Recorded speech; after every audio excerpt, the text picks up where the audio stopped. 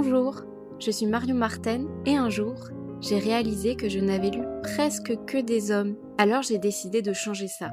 Bienvenue dans la bibliothèque de Marion, où l'on célèbre l'écriture des autrices du monde entier. Dans chaque épisode, je vous raconte une lecture qui m'a marquée. Je crois que je vis actuellement sur une autre planète. I had never intended to be a writer. Ma première expérience d'écriture m'a révélé que l'écriture était totalement dangereuse. Un effort de ma part, pas un effort, mais un courage de ma part d'où je viens de faire des livres. Très émue, très heureuse. Je me rends pas encore vraiment compte. Voilà, j'ai pas encore tout à fait atterri. Je passe ma vie à tomber enceinte de livres. Ma vie est une longue grossesse de livres. Ça y est, ça fait déjà 10 épisodes. Dans celui-ci, je vais vous parler encore de la figure de la sorcière dans la littérature, avec le texte de Marie Ndiaye, La sorcière.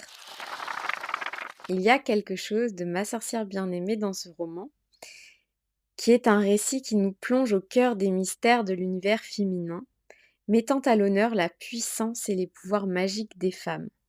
Un texte court mais intense. Commençons par cette citation. Je pensais à mes corneilles invisibles, disparues, confondues avec toutes les corneilles qui traversaient le ciel de leur vol déplaisant.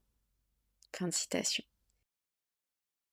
Et si certains des oiseaux que nous apercevons dans le ciel étaient en réalité des petites sorcières? C'est ce que suggère Marie Ndiaye dans La sorcière, un texte d'environ 160 pages paru en 1996 aux éditions de Minuit. Après avoir exposé La noirceur de Rosie Carpe, prix Femina 2001, et La résilience de 3 femmes puissantes, qui lui a valu le prix Goncourt en 2009, j'ai découvert ce roman ô combien fascinant, où l'on retrouve la force féminine et ses mystères les plus profonds.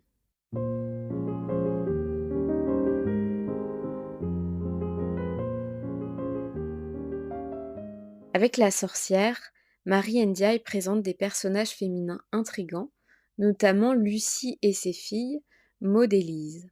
Un female gaze bienvenu dans le monde littéraire, parfois un peu trop masculin.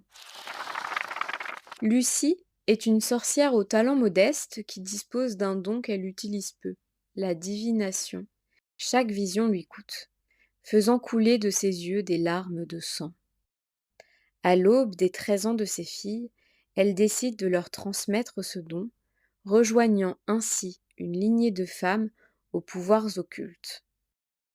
Pour ces jeunes filles, ces facultés confèrent une liberté nouvelle qu'elles comptent bien exploiter. L'initiation à la sorcellerie ne se fait toutefois pas sans accroc. Leur père, Pierrot, est un homme rancunier et colérique. Le rapport des hommes à la sorcellerie est ici très révélateur. Dans la majorité des cas, ils préfèrent soit ignorer les dons des femmes, soit les agresser.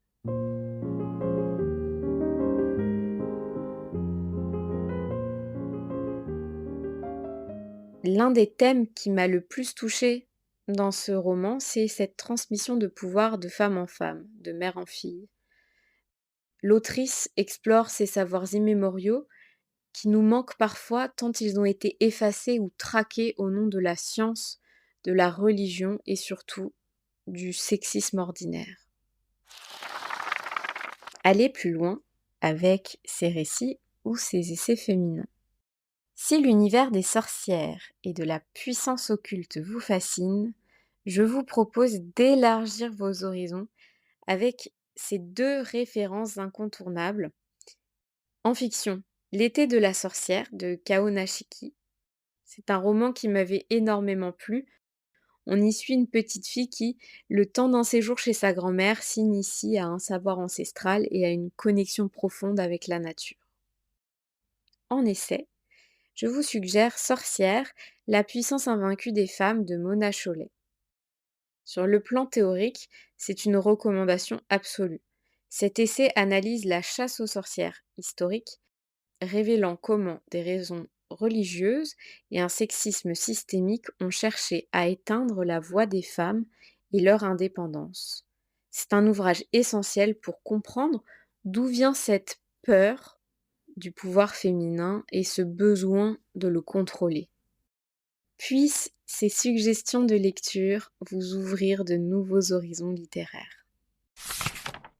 Merci d'avoir écouté ce podcast. Pour prolonger la réflexion, je vous invite à découvrir mes chroniques sur mon blog labibliothèquedemarion.fr et à plonger dans tout un univers féminin et féministe.